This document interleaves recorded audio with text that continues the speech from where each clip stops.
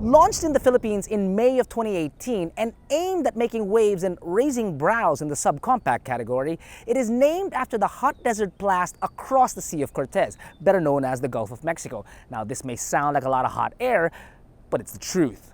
Meet the Santana. No, the Volkswagen Santana.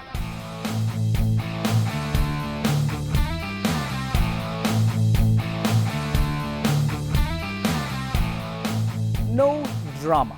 That's easily the first thing that comes to mind when you look at it. It's not boring, no naman. It's just not dramatic. It leans more towards simple. For instance, 2 lines down front, halogen headlamps on either side, and a grille. Nothing more, nothing less. Down the side, you've got 2 more lines, body-colored side mirrors with repeaters, and 14-inch wheels, which are just about right for its engine size. Now, looking at it from the side, it's definitely not as snazzy as its Japanese counterparts found locally. It leans more towards simple, neat really, like a cold Pilsner or a crisp white shirt. You know what I mean? Oh, I've nitpicked in the past and I'll probably nitpick again in the future, but this time it's for the greater good. Plastic covers on these wheels. Not a fan. As much as a submarine captain is about screen doors on his boat, yeah, those have to go.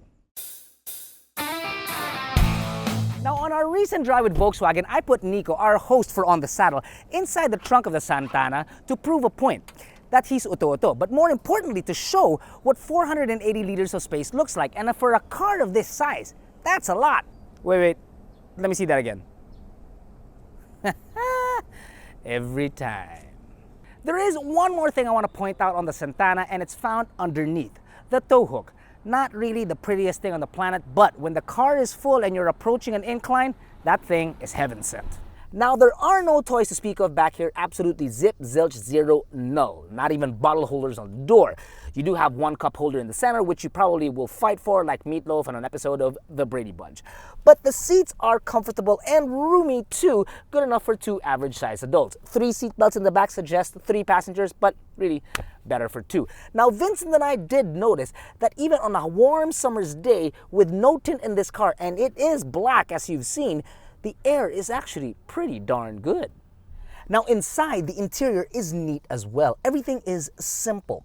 From your analog speedometer and tachometer to your very simple trip digital display to your no-fuss radio, your air controls, even the seats are innocent. What does have a bit of a maturity in here is the steering wheel and its flat bottom. Necessary? Probably not, but it's nice and it feels good to the touch. And the second would be these plastic accents that you can find on the dash and on the door in a sort of like a diamond pattern in a faux carbon fiber plastic kind of material, which I'm still trying to figure out what to call. Plabber? Plotic? Faber.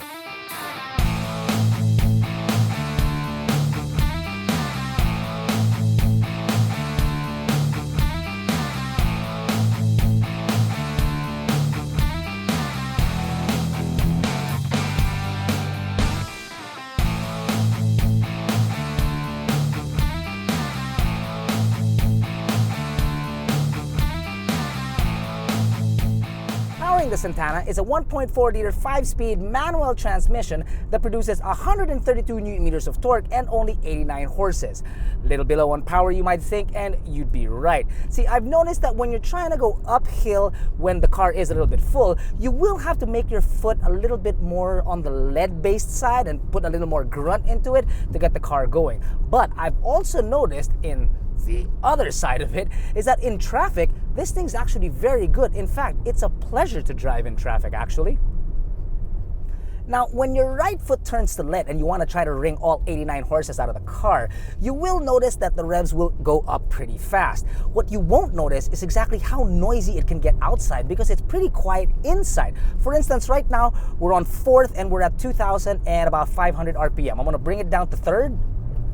Now we're at 3,500 RPM. Now there is a hum, but it's just amazing how quiet the cabin is, considering that the tires on this guy are economical tires. It's just so quiet in here. It's pretty cool. Now, there might be folks out there with reservations about the Santana simply because of where it's built. Granted, it's designed and engineered in Germany, but it is built in China, and there's that stigma. Well, let's flip it around, shall we?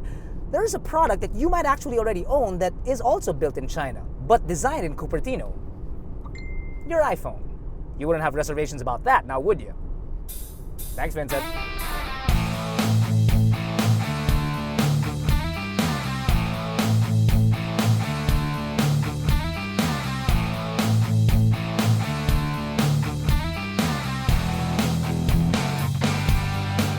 This 2018 Santana is available at 686,000 Philippine pesos. Now, before the end of 2018, Volkswagen Philippines will release the automatic version of this car with, we figure, a small bump in price. Now, whether you get the automatic or the manual transmission, we figure that this will still be the most affordable German car in the Philippines. And that is music to our ears.